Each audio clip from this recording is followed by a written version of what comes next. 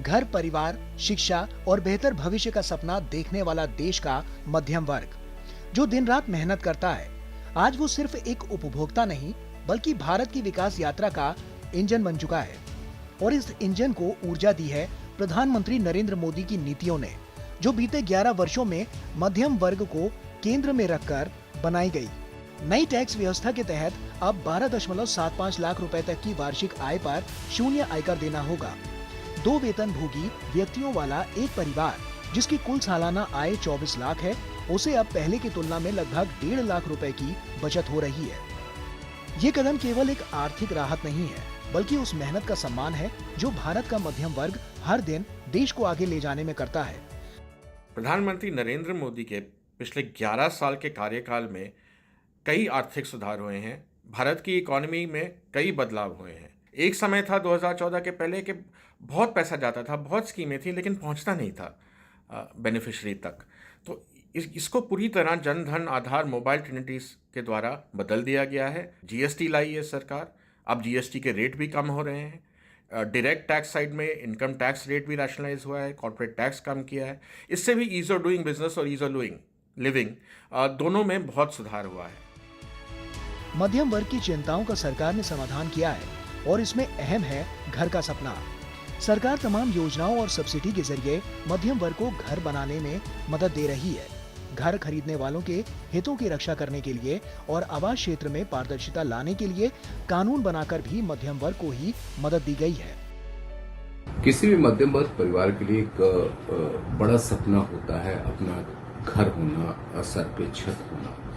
और प्रधानमंत्री आवास योजना शहरी के तहत मध्यम वर्ग परिवारों को विशेष मदद देने की बात कही गई है। पहले 8 लाख रुपए पर 4% की दर से ब्याज की सब्सिडी मिलेगी और ये जो सब्सिडी है वो 12 साल के लिए होगी। उड़ान योजना ने आम नागरिकों के लिए हवाई यात्रा को सस्ता और सुलभ बनाया है। सरकार मध्यम वर्ग के लिए मुद्रा, उड़ान, स्टार्टअप जैसी योजनाएं लेकर आई, जिससे उनका जीवन आसान हुआ। एमएसएमई के लिए आपातकालीन ऋण सुविधा गारंटी योजना के तहत बिना जमानत के ऋण प्रदान करके लाखों छोटे व्यवसायों को बंद होने से बचाया गया। युवा मध्यम वर्गीय उद्यमों को नए व्यवसाय स्थापित करने के लिए वित्तीय सहायता प्रदान की जा रही है। सरल रजिस्ट्रेशन, टैक्स में राहत और फंडिंग तक पहुंच ने बड़ी संख्या में युवाओं को उद्यमिता की ओर मोड़ा है।